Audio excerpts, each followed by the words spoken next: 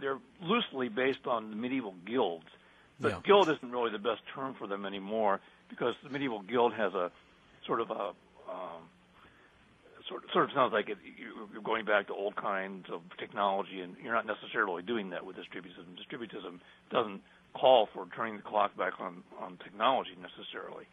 So a better term for guild than guild is occupational group, because it's based on what occupation you're doing. So that, for example, all the bakers or all the plumbers would take care of their own industry, both in terms of things like standards for quality products, quality workmanship, and trying to make sure that there was generally enough work for the various plumbers, training programs, apprenticeships, and so on. But they would also have a sense that the purpose of being a plumber was not to amass as much money as you can. The purpose is providing a necessary service to society. At the same time, of course, getting enough money so that the plumber and his family can live decently. But it isn't a desire to heap up as much riches as possible. It's a desire to serve, and by serving, to provide for your family. Now, when we get back, okay, I'm going to take a quick break here, about 2.5 minutes. When we get back, we're going to talk more with Thomas Storck here and talk about how we can get these occupational groups into action, even on small levels. I mean, Hilary Belloc in the Servile State talks about it, and even the Restoration of Property, about how even the smallest things, one bit at a time. Chesterton talks about it in Outline of Sanity, one thing at a time. So how can we do this in a modern system like we have, let's say, just in America alone? So please don't go anywhere. We will be back with Thomas Storck here on 89.7 WOCR, the hottest variety. They say America is the land of opportunity, where kids can grow up and become anything they want. But for some of us, it's not so easy. Today, 1 out of every 6 children in America lives in poverty. That's almost 13 million of us. That's almost 13 million of us living below the poverty line. The poverty line divides us all into those who have and those who never have enough. Not enough food or medicine, or even a place to live. When you live in poverty, every day is hard. But we don't want a handout. We want a way out. A way out of poverty for me and my family. For good. This is America. This is America. Together, we can do so much. Will you help? Nearly 13 million children in America live below the poverty line. You can make a difference in more ways than you know. Go to povertyusa.org and get involved. A message from the Catholic Campaign for Human Development. And now a weather update. Winds out of the south-southeast at 9 miles an hour. Citizens of America, this is a message from feedthepig.org. Do not be alarmed. We are here to help you save yourself. According to public records, Americans spent more money than they earned in 2005. This is the first negative savings rate in the U.S. since the Great Depression.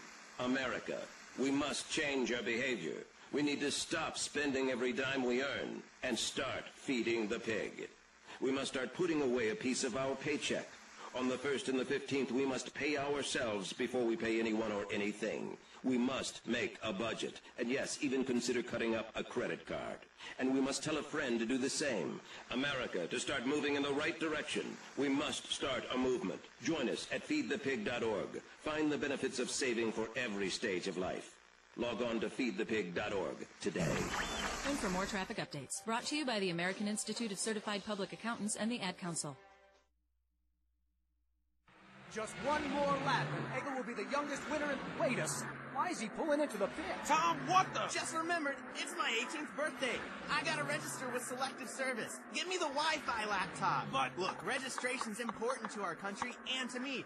I can't even renew my driver's license most places unless I register. Tom! And by the time you're through arguing, I'm already done. Guys, register with Selective Service online at sss.gov or at the post office. It's the law. Energy efficiency interviews are brought to you by the U.S. Department of Energy and the Ad Council. April. Yeah? So you know your charger that's plugged into the wall? It's still using energy, even though it's not attached to a phone. That's not my charger. I don't even have a cell phone. You know what? I'll just unplug it.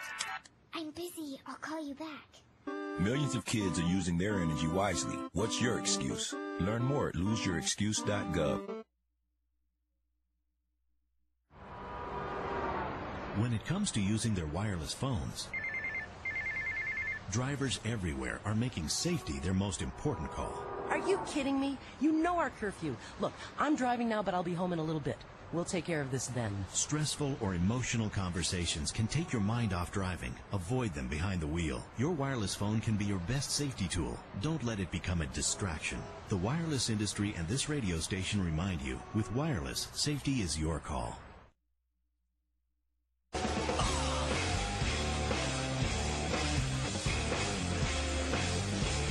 All right, welcome back to Paleo Radio here in the Lion's Den of independent thought at Olivet College in Michigan. It's 89.7 WOCR. We have Thomas Storck with us on the line. He is he's a writer. He's an author. He's authored 3 books. He is on the editorial staff there of the Chesterton Review, and he writes for you write for the Chesterton Review, correct? Yes. Okay, and you were on the editorial board of the New Oxford Review. Yeah, actually they call it a contributing editor. Yeah, I wrote. You were a contributing editor for many years. Oh, that's yeah. I'll tell you, if that's the one I'm thinking, I still get copies of that in the mail. Are they in any connection with ISI? Do you know? New Oxford Review? Yeah. No.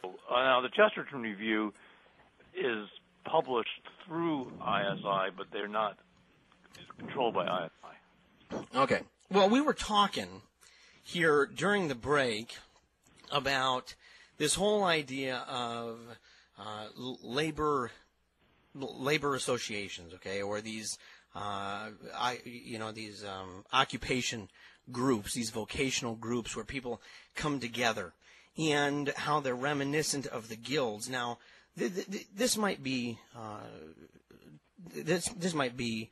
relatively unfamiliar ground to a lot of people listening. So, if you could briefly explain kind of the history of the guild system and then how it would be adapted to modern circumstances.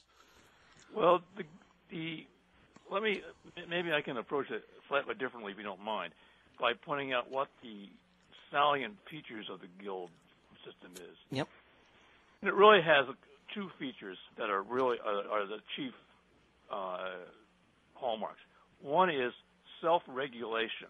In other words, as much as one of the points that Pope Pius XI made was a principle he called the principle of subsidiarity, which is that regulation of all kinds should be done on the lowest feasible level. For example, let's talk about the family, for example. You don't want the government, whether the central government, the state government, or even the city government, making decisions about when your family is going to eat meals or when your children should be in by at night. Each family has to make those decisions for itself. Only in the case of a gross abuse by the parents, for example, beating their children or whatever, would you want the governmental authorities to intervene. And the idea of the guild or occupational group is similar in the sense of industry, that an industry ought to be able to regulate itself, not in the terms of trying to make as much money as possible, milking the public as much as possible, but of saying we are providing a service to the community. That's what we exist for. Whether we're making shoes, whether we're making bread or books or musical instruments or computers, our purpose is to provide a service to the community. In return, yes, we expect to be able to provide a decent living for our families, but it's not an exploitative relationship, or oughtn't to be an exploitative relationship. So the idea of the guilds was that each guild would, as much as possible, regulate its own affairs, including things like training programs, product quality, safety standards, possibly even setting prices. But just as in the family, when there's an abuse, the state authorities have to be able to intervene if the guild starts becoming simply a cartel and exploiting the public, say raising prices as much as possible, or something like that. Now, the other salient point about guilds or occupational groups